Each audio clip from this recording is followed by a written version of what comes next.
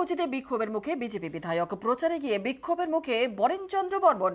100 দিনের বকেয়ার দাবিতে বিক্ষোভ স্থানীয়দের। শালবাড়িতে বিধায়ককে ঘিরে বিক্ষোভে উত্তেজনা সৃষ্টি হয়। ঘটনার পর তৃণমূল বিজেপি চাপান্নত।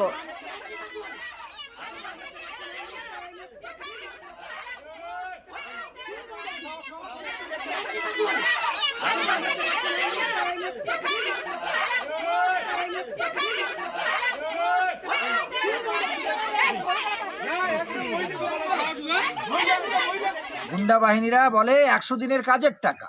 আমি বলেছি তোমরা হিসাব দাও, আমাদের কেন্দ্রীয় সরকার টাকা দিয়ে দিল। ভদ্রভাবে তারা কথা বলতে জানে না, একেবারে অশালীল ভাষায় কথাবার্তা, গালিগালাজ।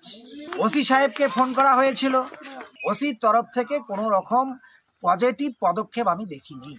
একজন বিধায়ক, নির্বাচিত প্রতিনিধি, তার আত্মীয়ের বাড়িতে যেতে হলে নাকি পুলিশের কাছে ইনফরমেশন দিতে হবে। ওসি সাহেব তাই বললেন। তিনি একজন রাজবংশী সমাজের মানুষ।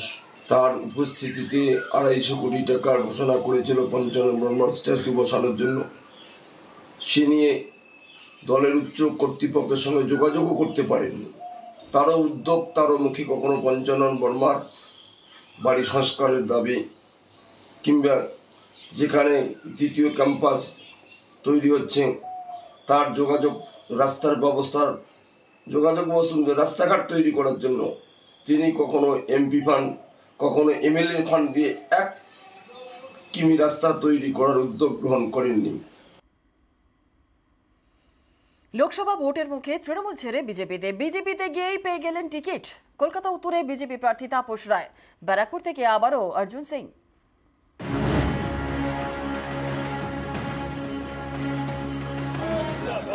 তৃণমূল থেকে বিজেপিতে, তারপরেই লোকসভা ভোটের টিকিট। কলকাতা উত্তর থেকে এবার বিজেপির টিকিটে ভোটে লড়বেন তাপস রায়। তার প্রতিদ্বন্দ্বী তৃণমূলের সুদীপ বন্দ্যোপাধ্যায়।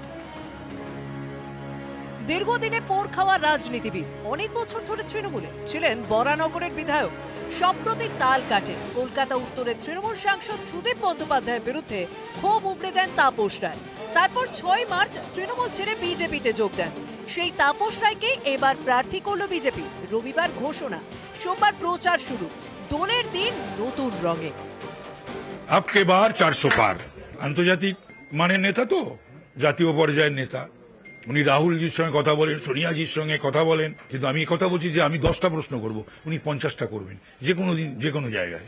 যে এখনো পর্যন্ত যা পরিস্থিতি, তাতে নিশ্চিতভাবে তৃণমূল কংগ্রেসই জিতবে। তৃণমূল কংগ্রেসের যিনি প্রার্থী, তার হয়ে তৃণমূল কংগ্রেস পরিবার নামবে। এবং দীর্ঘদিন ধরে তাপস রায় তৃণমূল পরিবারের সঙ্গে যুক্ত। 2 নম্বর হচ্ছে, তাপস রায়কে ঠিক বিজেপি বলে কেউ ধরে না। তৃণমূলে আত্মতুষ্টির বা অতিরিক্ত আত্মবিশ্বাসের কোনো অবকাশ নেই, কিন্তু অত্যন্ত সতর্কতার সঙ্গে ভোটটা করতে হবে। অর্জুন সিং 19 লোকসভা ভোটের আগে তৃণমূল ছেড়ে বিজেপিতে যোগ দেন। তারপর বিজেপির টিকিটে বারাকপুরে যেতেন। 21 ভোটের পর আবার দল বদল, বিজেপি ছেড়ে তৃণমূলে। 24 লোকসভা ভোটের আগে আবার তৃণমূল ছেড়ে বিজেপিতে, আবারও বিজেপির টিকিটে বারাকপুরের প্রার্থী। প্রতিপক্ষ তৃণমূলের পার্থভৌমি। লক্ষাধিকের বেশি ভোটে জিতবো, নিশ্চিত থাকুন। কিভাবে জিতবো সেটা তো আপনাকে বলবো না। 7টা বিধানসভায় জিতবো। এবার মিরাকল করব, 7টা বিধানসভায় জিতবো। সংখ্যালঘু সম্প্রদায় মানুষ বা মেজরিটি বা মাইনরিটি সবাই আমার সঙ্গে আছে, তার প্রমাণ আপনি পাবেন। এর উত্তর ব্যারাকপুরের মানুষ দেবে। অর্জুন বাবু 4 জুন যখন রেজাল্ট বেরোবে, চোখে সর্ষে ফুল দেখবে। যে হারে হারবে সেহারি মানুষ বিচার করে। নিউজ 18 বাংলা।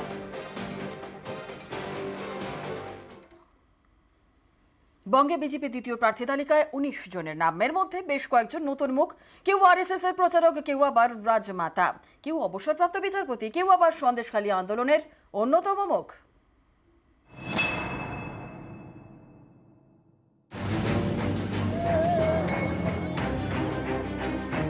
2রা মার্চের পর 19শে মার্চ লোকসভা নির্বাচনে পশ্চিমবঙ্গে দ্বিতীয় দফার প্রার্থী তালিকা ঘোষণা করেছে বিজেপি।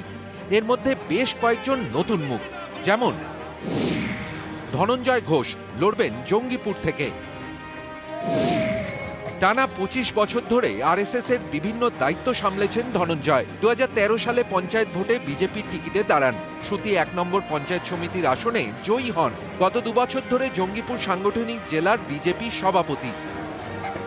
এবার জঙ্গিপুর থেকেই লোকসভা ভোটের প্রার্থী। আমরা নিশ্চিত মানুষ তৈরি আছে, শুধু একটু কর্তব্য মানুষের দুয়ারে দুয়ারে গিয়ে মানুষের আশীর্বাদ চাইব। এবার কৃষ্ণনগরে বিজেপি প্রার্থী করেছে অমৃতা রায়কে। রাজা কৃষ্ণচন্দ্র রায় পরিবারের সদস্য অমৃতা এখন রাজবাড়ির রাজমাতা।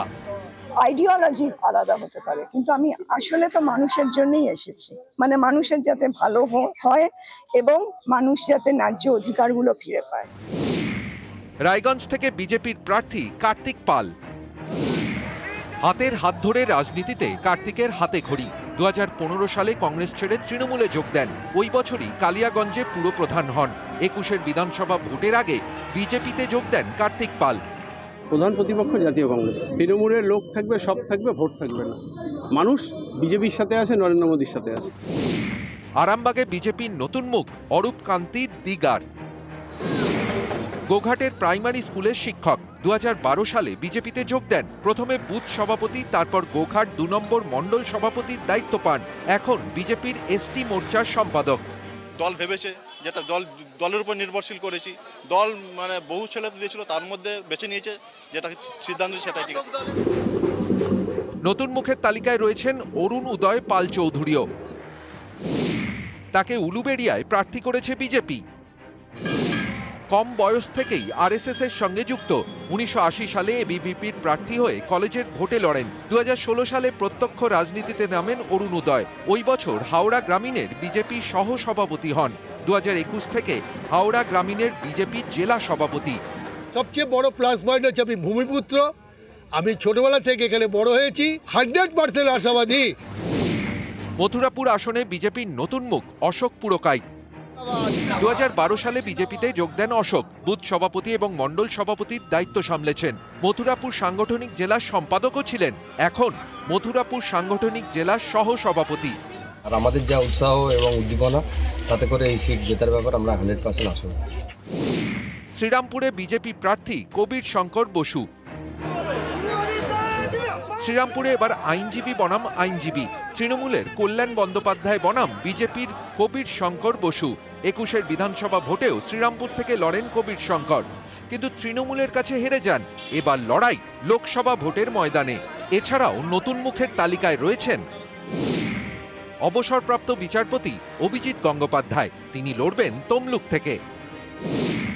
সন্দেশখালী আন্দোলনের অন্যতম মুখ রেখা পাত্র। তাকে এবার বিজেপি প্রার্থী করেছে। লড়বেন বসিরহাট থেকে। নিউজ 18 বাংলা।